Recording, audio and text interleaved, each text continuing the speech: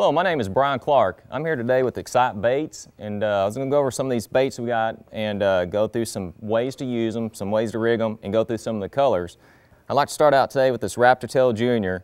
I'm going to go in first off with some of the unique qualities of this bait and the way it's designed and what really helps it catch some fish. One of the first things that's really cool about this is a lot of the baits on the market these days have a lot of salt in them.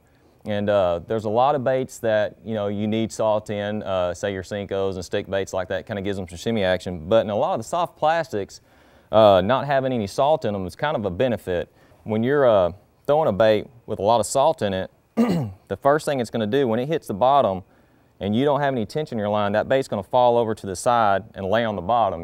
By not having any salt in this bait, when it hits the bottom, it's going to stand straight up and down in a defensive mode. And believe it or not, when that bait's standing up like that and you're not really doing nothing to it, you've got some motion in the water, and so it's going to give that bait just a little bit of action and make it look like it's a perch down there feeding or a crowded kind of mud bugging down there on the bottom. So one of the cool things about these baits, they have no salt in them, so it helps them float really good. Another cool thing about it is the colors we've got. You pretty much got every kind of color you need for throughout the season. And probably one of my favorite colors to use for like big fish. I don't know what it is, this sprayed grass color, for whatever reason, big fish like it. If I need a big bite, I'm going to this color here. And even if I got to put it on the back of a jig as a trailer, that's a big fish color. Then you've got, when you get to, you got a muddy water situation, cloudy day, you're going to go to your blacks and blues. This is a black and blue flash. It's a laminate, a perfect laminate too. You got your black perfectly on top, and then you got your blue flash on the bottom. And the cool thing about this is when you flip that bait in there, he's going to have a little bit of that black coming down, but when you pull your bait up, he's going to see the bottom of that laminate, and it's going to really flash in front of him and get his attention. That's a really good color in muddy water.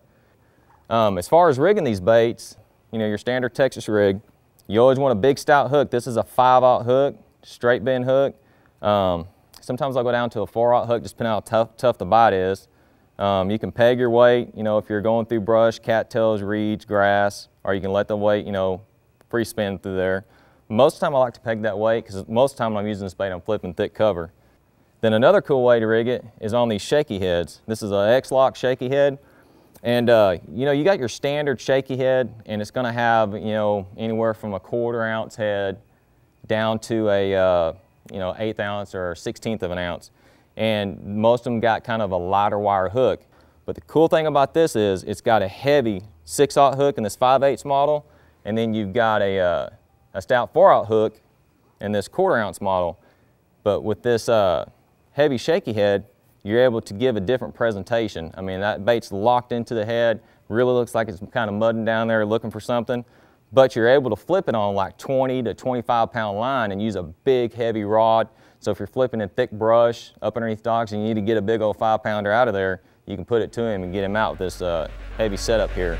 So that's